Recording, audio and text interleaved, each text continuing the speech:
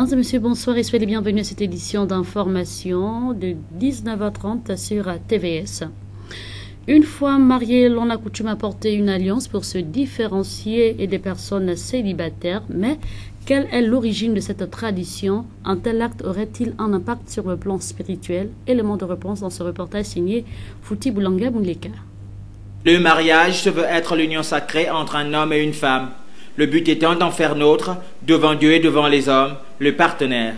Trivialement, on parle donc de mariage traditionnel, religieux et de mariage à l'état civil. Un tel événement dit sacré requiert l'utilisation d'instruments symboliques selon la forme du mariage. À l'état civil, outre l'acte de mariage et des vêtements, c'est l'utilisation de l'alliance qui retient plus l'attention dans le vécu quotidien. Quelle est l'utilité et pourquoi porter une alliance? L'usage de l'alliance dans le mariage date du IIIe siècle avant Jésus-Christ. L'alliance aurait été utilisée pour la première fois dans l'Égypte antique. Puis, les Grecs et les Romains ont poursuivi cette voie, comme nous autres, civilisations modernes.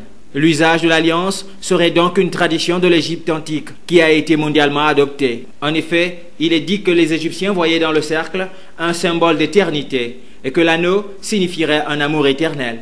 Ainsi, le fait de porter la bague de mariage à l'annulaire de la main gauche illustre une croyance égyptienne qui soutiendrait qu'il y ait une veine qui relierait ce doigt directement au cœur, la vena amoris, la veine de l'amour. En fin de compte, une fois marié, il n'est pas normal d'ôter de temps à autre votre alliance au risque d'appeler la séparation. Le mot alliance, d'origine latine, signifie attaché à. C'est donc un symbole d'engagement de deux époux à rester liés l'un à l'autre, pour le meilleur et pour le pire. C'est un engagement jusqu'à la mort, sans possibilité réelle de divorce spirituel. Aussi, le choix de l'annulaire gauche dans cette ancienne civilisation ne serait pas un hasard, car le mot annulaire signifierait le doigt qui porte l'anneau et la main gauche, car à cette époque, bon nombre de personnes étaient droitières et il fallait donc protéger au maximum l'anneau pendant les tâches ménagères. Une autre religion dans cette édition d'information, le mois d'octobre décrété comme étant le mois de la libération ou encore du jubilé par les révérends Louis et Chantal Sarah Mbadinga, a tenu toutes ses promesses du côté du quartier général de ce ministère du côté d'Ovando, avec pour thème paralyser les contrôleurs maléfiques. Les précisions dans ce reportage mis en image par Mosconi Ngolma. C'est dans le souci de booster les fouets d'un homme, d'une femme, le pousser à aller de l'avant et l'outiller par le moyen des enseignements de qualité et des proclamations prophétiques que les révérends Louis et Chantal Sarah Mbadinga ont décrété le mois d'octobre comme étant le mois de la libération, donc du jubilé, avec pour thème central « C'est mon jubilé ». Paralyser les contrôleurs mystiques, thème qui a été abordé ce dimanche et qui se poursuivra le lundi et mardi de cette semaine, a connu un engouement exceptionnel. En s'appuyant sur le livre de Luc chapitre 10 verset 19, l'oratrice, la prophétesse Chantal Sarah Mbadinga, a amené les uns et les autres à comprendre que l'Éternel t'a donné le pouvoir de marcher sur les serpents, le scorpion et sur toute la puissance de l'ennemi, et rien ne pourra te nuire. Par conséquent, une révolution personnelle s'impose. La famille a pris des décisions de concernant. Ton voisinage a pris des décisions de concernant. Il est temps maintenant que toi-même, tu prennes des décisions pour ta propre vie.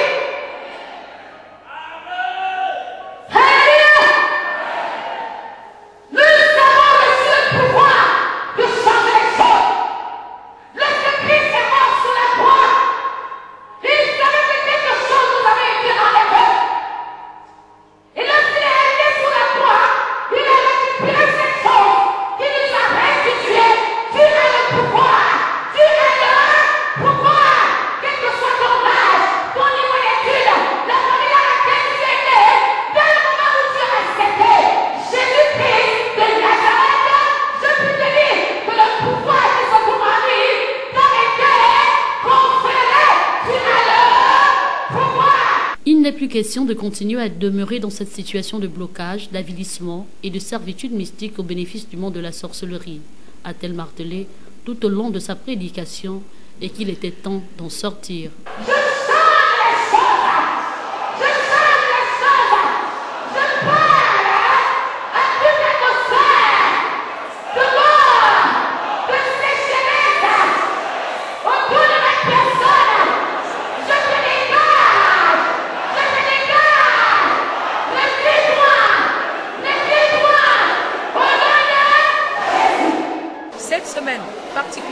en ce mois d'octobre, qui est le mois de la grande libération, c'est-à-dire le jubilé, nous voulons vous convier à partir de ce lundi, ce mardi lorsqu'il sera 17h.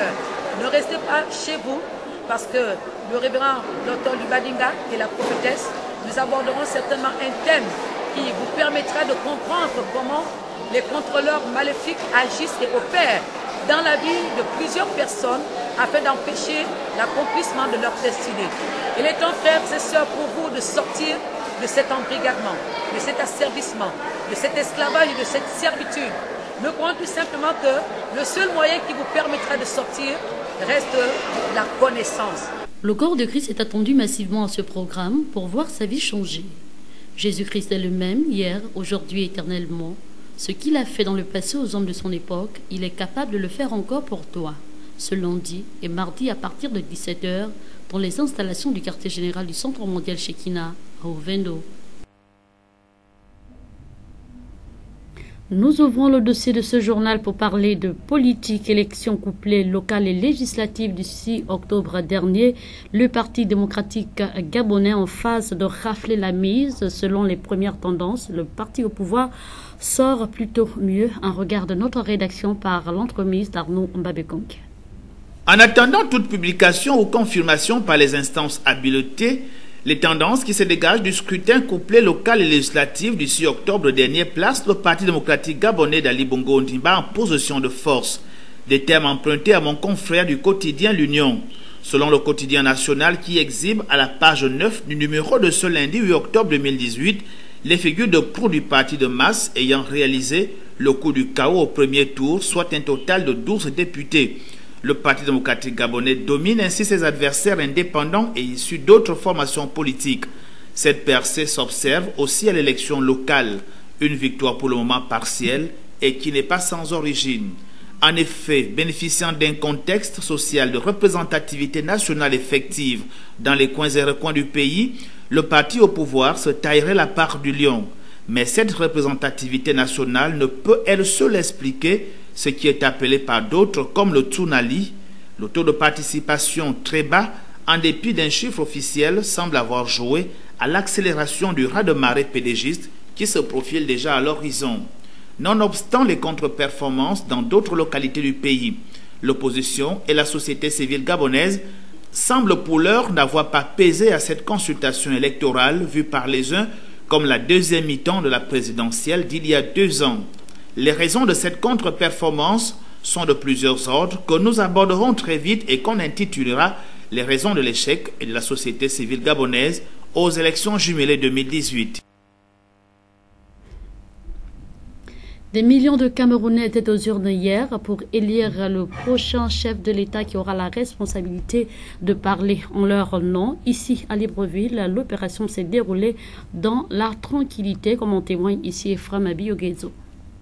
La communauté camerounaise du Gabon s'est donné rendez-vous il y a environ 24 heures pour prendre part au scrutin présidentiel. 9 candidats sont notamment en lice, y compris le président sortant. Nombreux sont les électeurs qui aspirent à un réel changement radical du témoin. Paul Biya ayant déjà fait son temps, plus de 30 ans de règne sans partage sur le Cameroun. Ma carte d'électeur est là. Je viens de voter, j'ai fini de voter sereinement, tranquille. Et puis, je m'avais vaqué à mes occupations. Oui, c'est ça ma carte.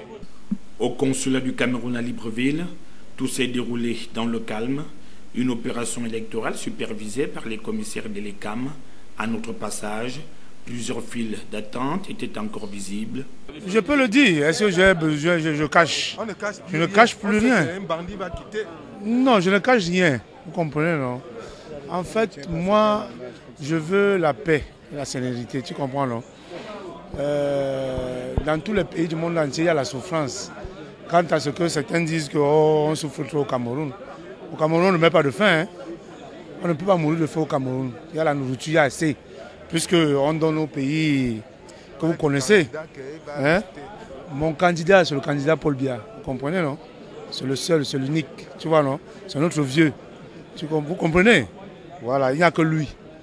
Vous comprenez, non? Voilà. Puisque au Cameroun, il y a beaucoup de réalisations. Hein, il y a le port de Kribi, il y a le pont sur le Vouri, il y a la route Douala-Yaoundé, un autre Et notre axe lourd qu'on est en train de construire, il y a beaucoup de choses, beaucoup de réalisations. Hein? Celui qui va venir, il va venir. Bon, il n'y a personne, il n'y a que lui. Dans la journée, l'on devrait être fixé sur les toutes premières tendances liées à ce scrutin présidentiel, où qu'après Libye se positionne en véritable outsider. Nous restons toujours dans le cadre de l'élection présidentielle au Cameroun. Comment les CAM se préparent sur le plan local? Élément de réponse avec Fabio Guezo. À Libreville, avant le coup d'envoi des opérations de vote liées à la présidentielle camerounaise, au quartier Ancienne Sobraga, à la représentation diplomatique du Cameroun, les derniers réglages étaient en place entre les représentants des différents candidats. D'une réunion, on peut dire des mises en garde, des dernières directives données par les autorités de l'ambassade pour mieux sensibiliser nos militants. D'accord, vous êtes confiant quand même? Nous sommes hyper confiants parce que nous savons qu'au soir du 7, nous allons ici au sommet de la République, notre candidat, le professeur Maurice Kamto. Mais quelle est la philosophie que votre candidat prône justement pour cette élection? D'aucuns parlent d'alternance, d'unité. Et vous, de votre côté, c'est quoi la philosophie? Nous, d'abord, c'est changer le Cameroun dans la paix. Nous souhaitons l'alternance. Pour changer, il faut l'alternance. Et toujours dans la paix. Sur place, chaque électeur convié à prendre part au scrutin devait dans un premier temps s'assurer de l'effectivité de son nom et adresse sur les listes électorales avant de pouvoir retirer sa carte d'électeur. La présidentielle qui s'annonce dimanche prochain au Cameroun est déterminante.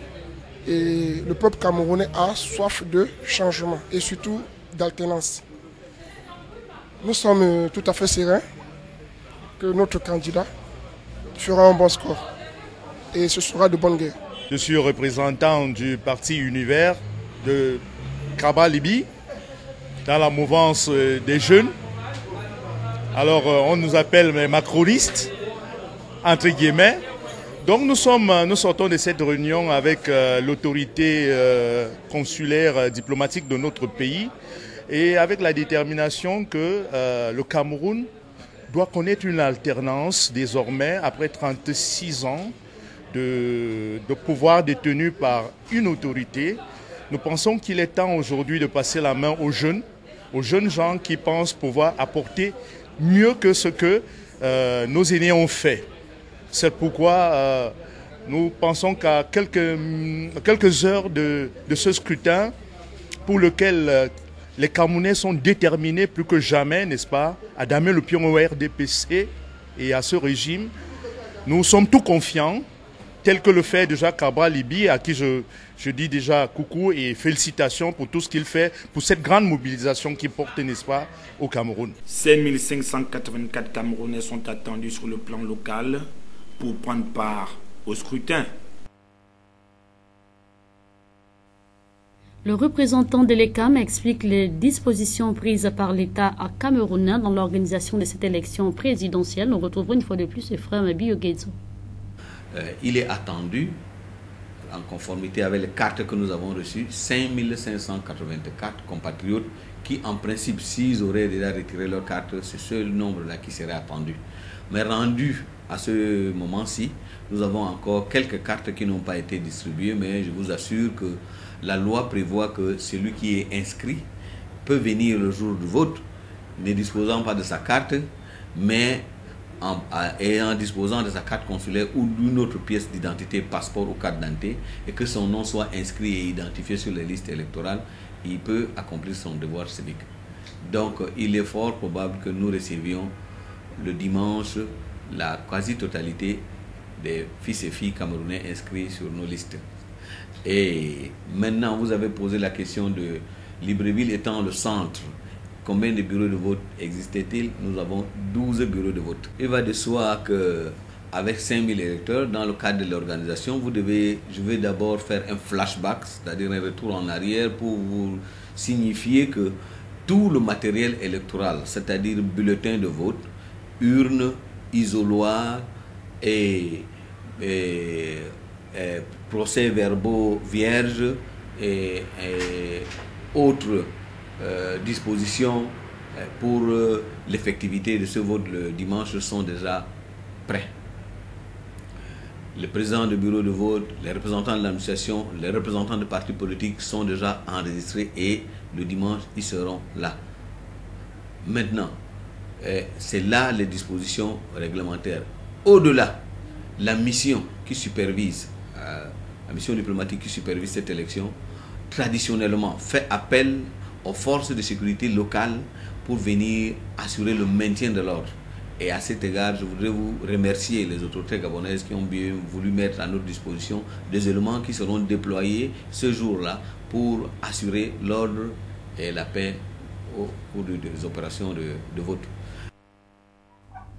À Washington, les rues étaient bondées de monde ce matin après la confirmation de Kavanaugh à la Cour suprême des États-Unis.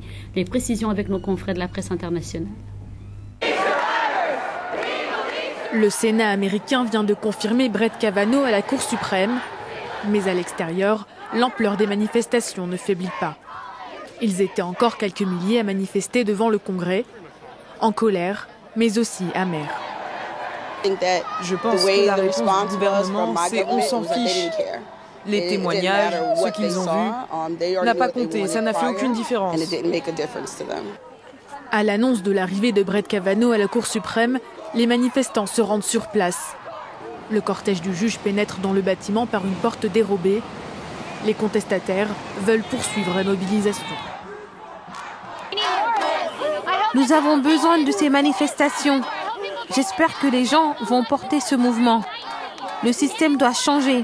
Il nous faut une rupture. L'enjeu, ce sont les élections de mi-mandat qui auront lieu le 6 novembre prochain. Le Congrès, où les républicains sont majoritaires, sera largement renouvelé. Et le message des manifestants est clair, il faut sanctionner les républicains. On en sait un peu plus maintenant sur l'affaire du président d'Interpol chinois. Il est finalement détenu en Chine. Les précisions, une fois de plus, avec nos confrères de la presse internationale. La gorge nouée, dos aux caméras en raison des nombreuses menaces qu'elle a reçues, Grace Meng s'adresse à la communauté internationale. Elle affirme que son mari est en danger. Bien que je ne puisse pas voir mon mari, nous sommes toujours liés par le cœur. Il soutiendrait ma démarche. Cette affaire est une affaire d'équité et de justice. Elle appartient à la communauté internationale tout entière. Elle concerne la population de mon pays. Président d'Interpol depuis 2 ans, mais aussi vice-ministre chinois de la sécurité, Meng Hongwei a été vu pour la dernière fois le 25 septembre. Arrivé en Chine en provenance de France où se trouve le siège de l'organisation, il avait alors envoyé 2 messages à sa femme. Un premier lui demandant d'attendre son appel, un second comprenant un émoticône représentant un couteau. Depuis lors, aucune nouvelle. Ce dimanche, Pékin affirme que Meng Hongwei est soupçonné d'avoir violé la loi et qu'il est l'objet d'une enquête de la police anticorruption. Dans le même temps, Interpol dit avoir reçu la démission de son président. Une disparition qui en rappelle d'autres en Chine. Sur fond de campagne anticorruption, de nombreuses personnalités de haut rang sont venues à manquer à l'appel ces derniers mois. Selon les observateurs, Pékin mène actuellement une vaste purge politique. Et en sport, Mendy Kabangoy, président de la Ligue de football de l'Estuaire, était face aux médias ce matin pour annoncer la reprise des activités de cette ligue. Il est également revenu sur le bicéphalisme qui existe au sein de cette ligue. Yasser Nicolando. C'est au cours d'une conférence de presse tenue il y a quelques jours que le président de la Ligue de football de l'Estuaire a annoncé le démarrage de la saison sportive à venir. Ce dernier appelle donc l'ensemble des clubs affiliés d'y prendre part pour le bon déroulement des activités. Je profite de cette occasion pour annoncer l'ouverture des saisons 2018-2019 par la tenue de notre Assemblée générale qui est prévue le samedi 3 novembre à la salle polyvalente du lycée Bessieux. Secondo, Mendy Kabangoy est revenu sur le bicéphalisme existant au sein de l'institution, ayant à sa cause des documents qui lui permettent de parler au nom de la Ligue de football de l'Estuaire. Ce dernier appelle les autorités compétentes à s'y intéresser afin d'enterrer la hache de guerre. À la suite de ces révélations, nous souhaitons attirer l'attention des autorités compétentes, aussi bien du ministère que de la Fédération, pour un arbitrage définitif de cette situation qui ne profite pas à notre football. Ceci, dans la mesure où mon bureau et moi disposons des documents nous permettant d'agir et de parler au nom de la Ligue de football de l'Estuaire. Remettre de la sérénité au sein de la Ligue mère de football de l'Estuaire est l'objectif visé par le bureau exécutif dirigé par Mendy Kabangoye pour redonner au football local et en particulier sur la Ligue de football de l'Estuaire ses lettres de noblesse. Expression libre à présent, voici la question qui vous a été posée. Quel est le premier pays de la francophonie, surtout en termes de population? Élément de réponse au micro de Fouti Boulanga Mouleka et Vitalis Kumba. Le plus grand pays de la francophonie, le premier pays de la francophonie, le premier pays, à ma connaissance,